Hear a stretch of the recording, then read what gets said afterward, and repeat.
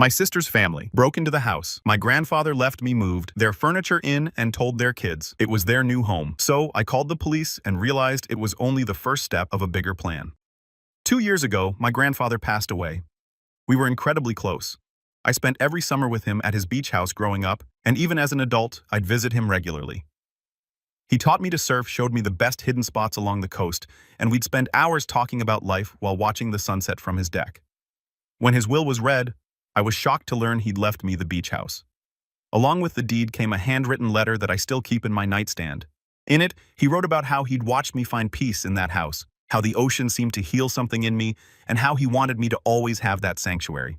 He specifically mentioned that he knew I needed a place to escape from the pressures of modern life. My sister Michelle, 33 female, received an equal inheritance in cash, roughly the same value as a beach house. My father Bruce, 57, inherited his father's main residence, a beautiful colonial in the suburbs worth considerably more than either of our inheritances. Everyone seemed satisfied at the time. The beach house isn't some mansion. It's a modest 3-bedroom cottage built in the 1960s about 2 hours from where I live. It needs constant maintenance, which I've lovingly provided. I've kept Grandpa's wind chimes on the porch, his collection of sea glass in the windows, and even his ancient coffee maker that only works if you hit it just right. I work in tech with a demanding schedule that often runs 60 to 70 hours a week. So I mainly use it on weekends and for the occasional longer stay when I can work remotely. It's become essential to my mental health, my place to decompress, surf, read, and just exist without the constant ping of notifications and demands. 6 months ago, things started to shift. It began with small comments from my mother during family gatherings. "Such a shame that beautiful house sits empty during the week," she'd say. Or 3 bedrooms for one person seems excessive. I'd laugh it off, explaining that I was there as often as I could be and that maintaining it was a labor of love. My sister started joining in these comments about 4 months ago. She'd mentioned how her kids, Christina, 5 female, and Ethan, 3 male, were getting cramped in their current home. How the schools near the beach were supposedly excellent, how unfair it was that I got the prize of the inheritance, while she just got money, conveniently forgetting that she used that money for a boat and a kitchen renovation. Last Sunday, during our monthly family dinner at my parents' house, they tag-teamed me in what felt like a planned attack. We barely finished the main course when my mother cleared her throat and launched into this prepared speech about family resources being used efficiently and how Grandpa, while meaning well, couldn't have foreseen how the family's needs would evolve. She actually used corporate buzzwords like maximizing utility and resource allocation. Michelle jumped in immediately, painting this picture of her kids growing up by the beach, learning to surf like we did, building sandcastles every morning.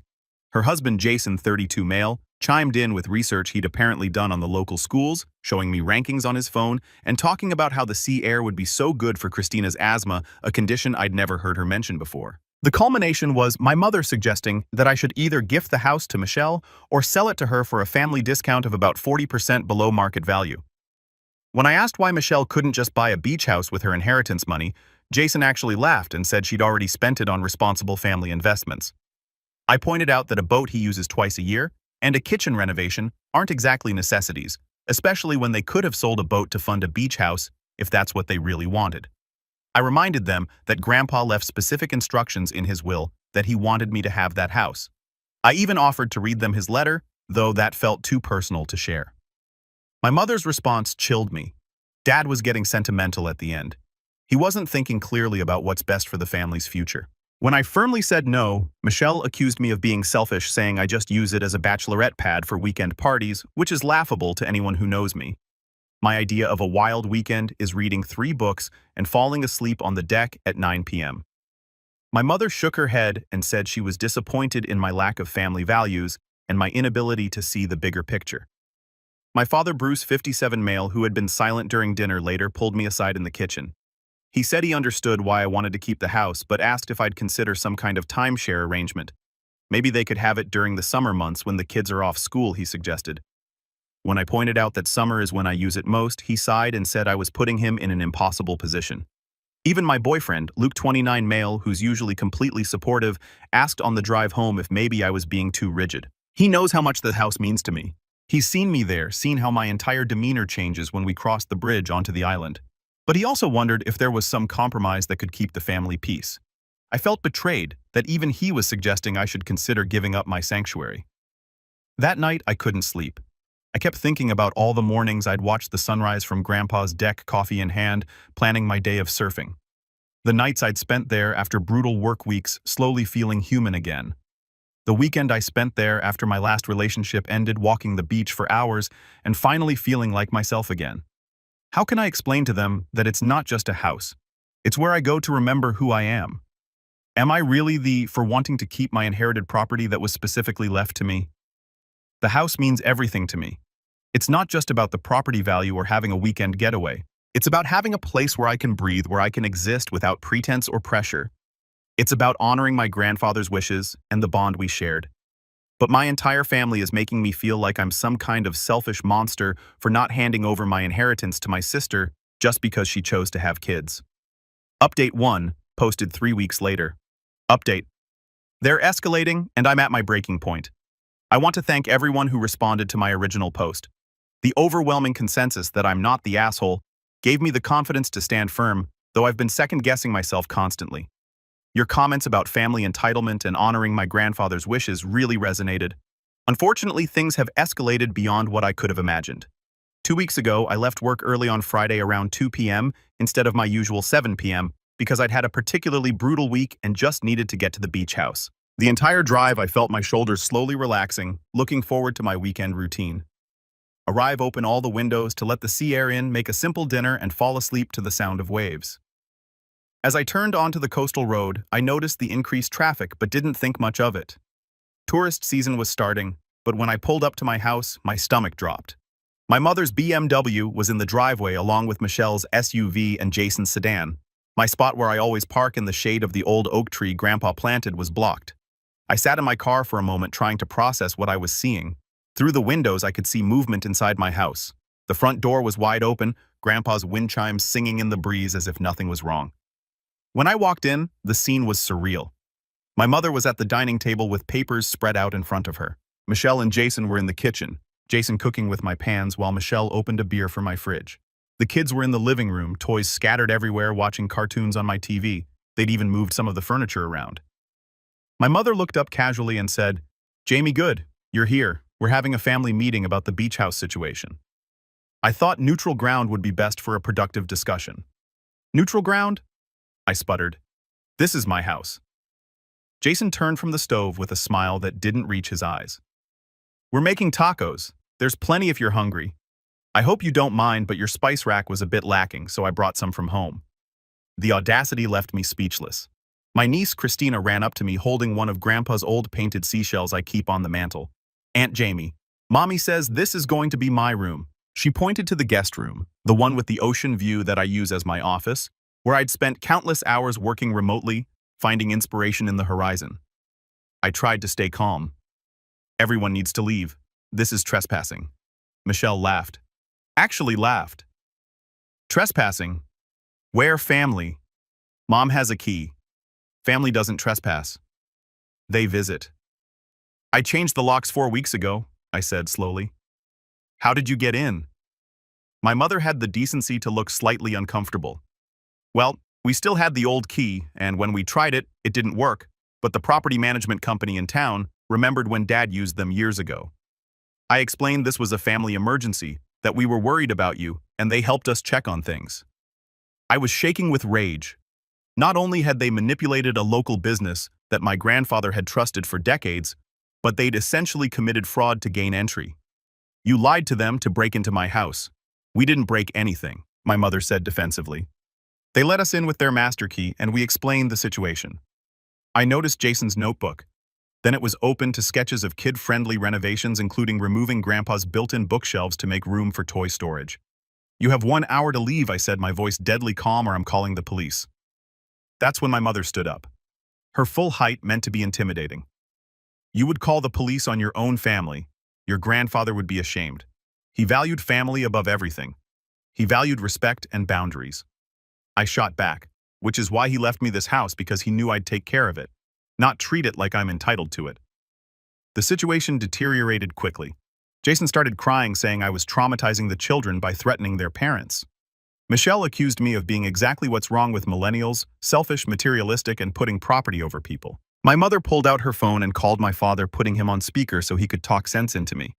The final straw was when I went to use the bathroom and found Michelle in my bedroom, my private space, with a measuring tape checking if their California king bed would fit. She'd even moved some of my things around to visualize the new layout. On my dresser, next to the photo of Grandpa and me from my college graduation, she placed a sticky note that said, "Move to garage." I lost it. I mean, completely lost it. I yelled at her to get out, that she had no right to even think about my private space. She tried to gaslight me, saying I was overreacting and that she was just planning for the inevitable. I called the police then and there. While we waited, my mother tried every manipulation tactic in the book.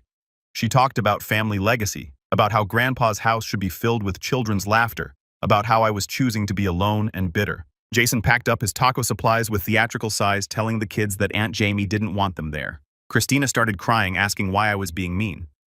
When the officers arrived, I showed them my deed, explained the situation, and showed them text messages from 3 weeks ago, explicitly stating that no one was welcome at the property without my express permission. My mother tried to argue it was a civil matter, a family dispute that didn't require police intervention. The officers disagreed and told everyone to leave immediately. As they gathered their things, Michelle hissed at me that I'm everything wrong with my generation and that I'll die alone in that house. Jason loudly told the children that some people value things more than family. My mother said nothing, but the look she gave me was meant to convey complete disappointment and disgust. After they left, I called the property management company immediately. The manager was mortified when I explained what had happened. Apparently, my mother had spun a story about me being unreachable and having a mental health crisis, claiming they needed to do a wellness check. The company has since updated their policies and assured me this won't happen again. I'm also pursuing legal action against them for unauthorized entry. They'd moved my coffee maker to make room for a kid snack station. There were juice boxes in my fridge. They'd even started a grocery list on my whiteboard, crossing off items I had listed and adding their own. The violation felt so much deeper than just trespassing. They tried to erase me from my own space. After they left, I found they'd already made small changes. I spent that night installing new locks, smart locks, this time with unique codes I can control remotely. I also had a security company install a comprehensive camera system around the property. The next day, covering all approaches, including the beachside access. I learned my lesson about having blind spots. I've since hired a lawyer to send a formal cease and desist letter to all of them, making it clear that any further attempts to enter the property will result in criminal charges. My father calls daily, crying about how the family is torn apart. Extended relatives I haven't spoken to in years are reaching out to tell me I'm being unreasonable. My cousin posted on Facebook about how some people forget where they come from and think they're too good for family. I've had to block most of them. Luke has been supportive but frustrated with the drama. He doesn't understand why they can't just respect my boundaries. He suggested selling the house just to end the conflict, but I refuse. Why should I give up my inheritance, my sanctuary, because they feel entitled to it? I'm heading back this weekend, and honestly, I'm anxious. Part of me expects to find windows broken, or worse. The peace I once found there feels tainted now, but I'm determined to reclaim it. This is my house, my inheritance, my connection to my grandfather. I won't let them take that from me. Update 2. Posted 5 weeks after the first update. Final update. The nuclear option. I'm sitting in a hotel room in a state of shock, alternating between rage and disbelief. I need to document this while it's fresh. Partly for legal reasons, and partly because I need to process what just happened. Yesterday, Friday, I decided to leave work at noon. I've been anxious all week about returning to the beach house, but I figured arriving in broad daylight would be safer. The drive felt different this time. Instead of my usual relaxation, I spent 2 hours with my shoulders tense, checking my security camera app every time I hit a red light. Everything looked normal on the cameras, but I couldn't shake the feeling that something was wrong. As I turned onto my street, I immediately knew my instincts were right. There were cars everywhere. Michelle's SUV, a large moving truck, my mother's BMW, and several cars I didn't recognize. My comprehensive security system should have alerted me to any movement, but I realized they must have disabled it somehow. Later, I discovered they cut the power to the main security panel, thinking that would disable everything. They didn't know I'd installed a backup battery system and cellular backup that had been recording everything. I pulled over a few houses down and called my lawyer. He advised me to document everything and call the police immediately if they were inside. With shaking hands, I started recording video on my phone and walked toward my house. The front door was wide open, not just unlocked wide open with boxes stacked on the porch. I could hear voices inside, multiple people talking and laughing. Through the window, I could see strangers, movers carrying furniture. My furniture out, other furniture in. I walked through my own front door to find my worst nightmare realized. The living room was in chaos. My couch was gone, replaced with Michelle and Jason's sectional. My grandfather's antique coffee table was pushed against the wall, a child-proof monstrosity in its place. The walls I'd spent a weekend last year carefully touching up the paint were already marked with crayon. Jason was in the kitchen unpacking, not visiting, not having a meeting unpacking. He was placing their dishes in my cabinets, humming to himself like this was perfectly normal. My grandfather's china, which I use every Sunday morning for breakfast just like he did, was boxed up on the counter labeled garage. My sister's kids were running around with their toys everywhere. Ethan had taken over the Sun Nuke where I keep my surfboards, his toy trucks exactly where my board rack used to be. Christina was jumping on bubble wrap in the hallway shouting about her new house. But the worst part, the absolute worst part, was my mother. She was standing in the middle of it all like a general surveying her troops, directing movers with my belongings. "That can go to the garage," she said about my bookshelf. "We won't be needing that." About my bar cart. I stood there for a full 30 seconds before Jason noticed me, and when he did, he smiled. He actually smiled and said, "Oh, Jamie, we weren't expecting you until tonight. Don't worry, we saved your bedroom for you. We thought you'd want to keep visiting on weekends." Keep visiting weekends in my own house. "Get out," I said, surprised at how calm my voice sounded. "Get out right now." That's when Michelle appeared from the back deck where she'd been assembling what looked like a massive playset. "Jamie, honey, let's talk about this rationally. We're already here. The kids are enrolled in school starting Monday. Fighting this is just going to hurt everyone." My mother approached me, then putting her hand on my shoulder in that condescending way she has. "Sweetheart, it's time to face reality. You're a single woman with a demanding job who barely uses this place. Michelle has a family that needs it. Your grandfather would understand. Family needs change." I pulled out my phone and dialed 911. That's when everything exploded. My mother tried to grab my phone, actually physically tried to take it from me. "Don't be ridiculous," she shouted. "This is a family matter." I stepped back, keeping the phone to my ear. "My family is stealing my house. Send police immediately." Michelle came charging in from the deck. "Stealing? We're your family. Mom and Dad gave me life too. Why do you get everything I don't get everything?" I shouted back, finally losing my composure. "You got the same inheritance I did. You spent yours on a boat and a kitchen renovation. That's not my fault." Jason started crying. Loud, theatrical sobs. "How can you do this to children? They think this is their home now. We told them they'd grow up by the beach. Then you lied to them," I said. "Just like you're lying now, pretending you have any right to be here." My mother, red-faced with rage, dropped the bomb. "I've already spoken to lawyers. We had legitimate access before. That establishes a pattern of family use. We're establishing residency. You'll have to formally evict us, and that takes months. By then, you'll come to your senses and realize this is what's best for everyone." "You broke into my house," I said. "I have it all on camera. The security system you thought you disabled has cellular backup."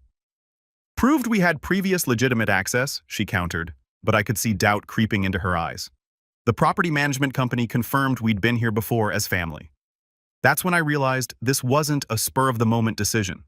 They planned this. They'd consulted lawyers, manipulated local businesses, enrolled the kids in school, hired movers. This was a coordinated attack on my property and my life. The 911 operator had heard everything and assured me officers were on the way. The next 15 minutes were the longest of my life. Jason alternated between sobbing and trying to guilt me, showing me the kids' drawings of their beach house. Michelle paced like a caged animal, occasionally throwing out insults about my selfishness, my inability to maintain relationships, how I die alone surrounded by money instead of family. My mother was the worst. She turned cold, calculating. She started talking about Grandpa's real wishes, how he told her privately that he hoped I'd grow up and share with my sister. When I called her a liar, she said I was too blinded by greed to see the truth. The movers, to their credit, had stopped working and were clearly uncomfortable. One of them approached me quietly and said they'd been told this was a family property transfer, that all parties were in agreement. He showed me the work order. Michelle had forged my signature. When the police arrived, 3 cars' lights flashing. The narrative my family tried to spin was incredible. My mother claimed I'd agreed to let Michelle try out living there for the summer.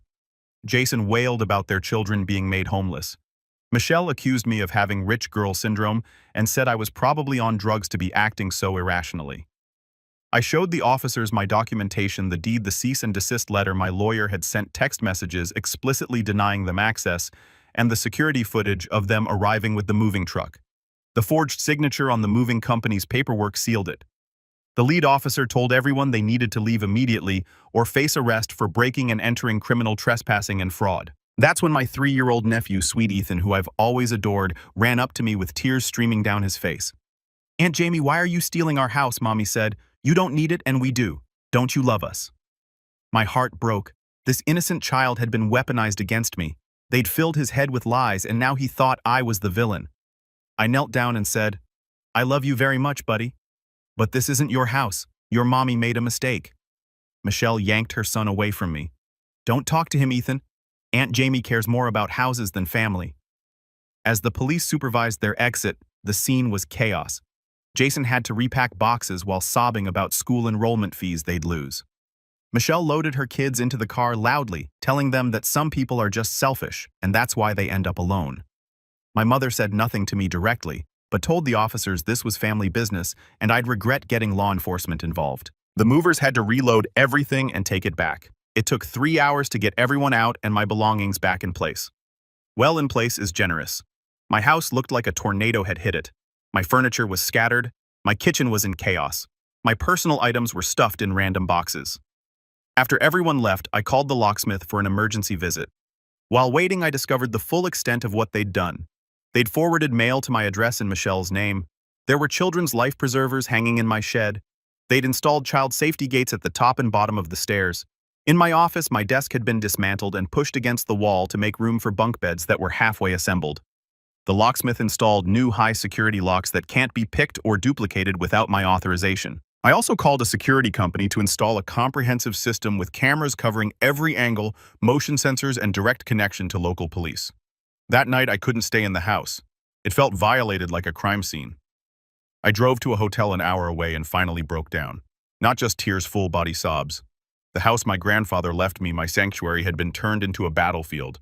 I've spent a day with my lawyer. We're filing charges for breaking and entering, fraud, the forged signature, and seeking a restraining order against all of them. The lawyer says their residency plan was legally nonsense and likely came from some sovereign citizen website rather than actual legal advice. We're also suing for damages. They did about $3,000 worth of damage to the walls and floors during their move-in. My phone hasn't stopped ringing. My father left 17 voicemails, each more hysterical than the last. Extended family members are calling me a monster. Someone I suspect Jason posted on social media about how I called the police on children and made a family homeless out of greed. I've received death threats from people I went to high school with. But here's the thing. I'm done. I'm done feeling guilty. I'm done being manipulated. I'm done with their entitlement. They could have asked to visit. They could have requested to rent it for a week. Hell, if they'd approached me with respect and understanding, I might have even offered to let them use it occasionally, but instead, they tried to steal my house, traumatize children with their lies, and destroy my family in the process. I've blocked them all on everything. I'm proceeding with all legal charges. The restraining order should be in place by next week. My therapist, who I called for an emergency session, says what they did was criminal and abusive, and that I should feel no guilt for protecting myself and my property. Luke has been my rock through this. He's fielded calls, helped me sort through the legal paperwork, and reminded me that I'm not crazy. We're planning to go to the beach house together next weekend to properly clean and reclaim it. He suggested a cleansing ceremony, burning sage, and making new memories to override the violation. I know I'll likely never have a relationship with my mother or sister again. That ship hasn't just sailed. They set it on fire and sank it.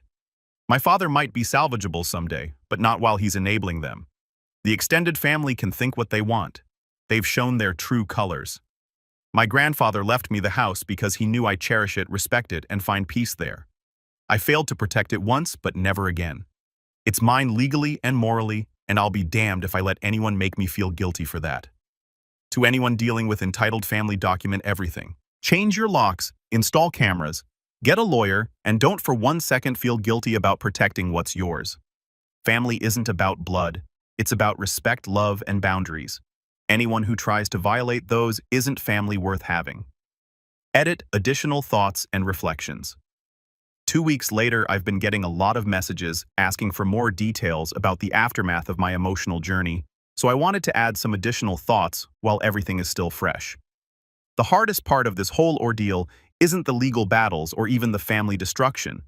It's the gaslighting. Even now, weeks later, I sometimes catch myself wondering if I overreacted. That's how insidious their manipulation was. They had me questioning my own reality, my own rights to my property, my own grandfather's explicit wishes. My therapist calls this manufactured guilt, and apparently it's common in family abuse situations. I've been doing a lot of reading about narcissistic family systems, and it's been eye-opening. The golden child Michelle versus the scapegoat me. The flying monkeys, extended family, the enabler my father. Initially, I see now that this pattern has been going on my entire life. I was just too close to recognize it. Every family gathering where I felt uncomfortable every time my achievements were minimized, while Michelle's were celebrated, every boundary I tried to set, that was steamrolled. This beach house incident wasn't an anomaly. It was the culmination of decades of entitlement and boundary violations. What's been particularly painful is losing the extended family. My Aunt Sarah, who I thought I was close to, sent me a scathing email about how I'm destroying the family over a piece of real estate.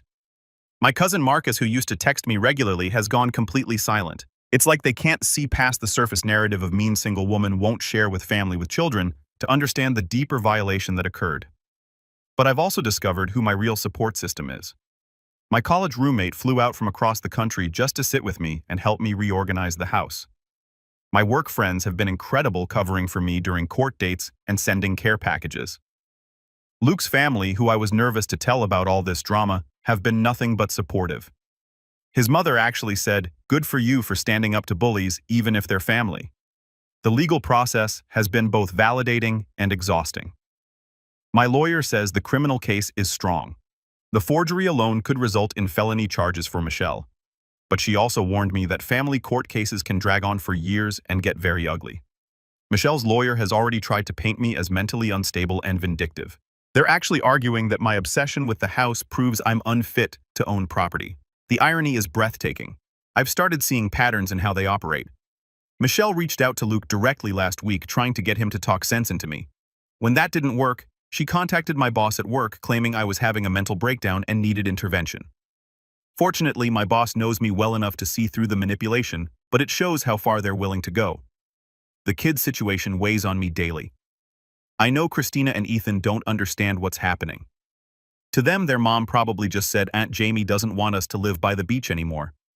I've been debating whether to write them letters explaining my side to be opened when they're older, but my lawyer advised against any contact right now given the restraining order. Sleep has been difficult. I keep having dreams where I come home to find the house occupied again, or where my grandfather is disappointed in me for breaking up the family. My therapist says trauma responses are normal, but knowing that doesn't make 3 a.m. anxiety attacks any easier. On the positive side, I'm rediscovering what the house means to me without the constant threat of invasion. Last weekend, Luke and I spent Saturday morning surfing, and for the first time in months, I felt that pure joy again. We're talking about getting a dog, something I never considered before because I was always worried about leaving it alone during my busy work weeks. Now I realize I can work remotely more often, and having a furry companion at the beach house sounds perfect. I'm also planning some updates to the property. Not because I have to, but because I want to. A new deck with better ocean views, maybe a small addition for a proper home office. Things that will make it even more mine, even more of a sanctuary. Every improvement feels like an act of reclamation. Final edit. 1 month later, the legal update you've all been asking for. The restraining order was granted against all 3 of them, my mother, Michelle, and Jason. They're not allowed within 500 feet of the property or me personally. Michelle tried to contest it, claiming it was excessive and would prevent family gatherings. The judge, after reviewing the security footage and forged moving documents, called their actions a premeditated attempt at theft through deception and held the order. Criminal charges are moving forward. The DA is taking this seriously, especially the forgery. Michelle is facing potential jail time, though her lawyer is pushing for a plea deal. My mother is being charged as an accomplice. Jason is somehow trying to claim he was just following his wife's lead, but the prosecutor has him on video directing movers with my belongings, so that's not flying. The civil lawsuit is ongoing. My lawyer is confident we'll recover damages plus legal fees. The moving company is cooperating fully. They're mortified they were used in this scheme and have provided all documentation showing Michelle presented herself as the homeowner. Family fallout continues. My father filed for separation from my mother last week. He's staying with his brother and reached out through my uncle to apologize. He admitted he knew they were planning something but didn't think they'd go so far. I told him I need time, but I'm open to rebuilding our relationship eventually, just the two of us, without my mother's influence. The extended family drama has mostly died down since the criminal charges were filed. Funny how family should share becomes well. They shouldn't have broken the law when actual consequences appear. Jason's parents apparently read him the riot act after learning he involved their grandchildren in a criminal scheme. The house is slowly feeling like mine again. Luke and I have spent every weekend there making new memories. I fixed the wall damage, reorganized everything exactly how I want it, and even added some new security features. The sage cleansing actually helped, probably just psychological, but the house feels cleaner somehow. My therapist has been incredible. We're working through not just this incident, but years of family manipulation I hadn't fully recognized. Turns out this wasn't the first time they tried to take what was mine, just the most dramatic. Last weekend I found one of Ethan's toy cars under the deck. Instead of anger, I just felt sad. Those kids are victims too, fed lies and used as weapons. I've set aside money in a trust for them not accessible by their parents for when they're adults. Maybe then we can have a relationship built on truth. I've also started a journal writing letters to my grandfather about everything that's happened. I tell him about the sunrise surf sessions, the books I read on his deck, the way his wind chimes still sing in the evening breeze. I thank him for knowing I'd need this place and for trusting me with it. To everyone who shared their own stories of family entitlement and boundary violations, thank you. Your experiences helped me feel less alone and more justified in my response. To those who said I should have just given them the house to keep the peace, I hope you never have to learn firsthand why. That's terrible advice. Enabling entitlement doesn't create peace. It creates monsters who will demand more. The house is mine. The peace is returning. The family I lost wasn't worth keeping. And somewhere I think my grandfather is proud that I stood my ground. Thank you all for following this journey. I'm closing this chapter now and looking forward to many peaceful weekends by the sea exactly as my grandfather intended.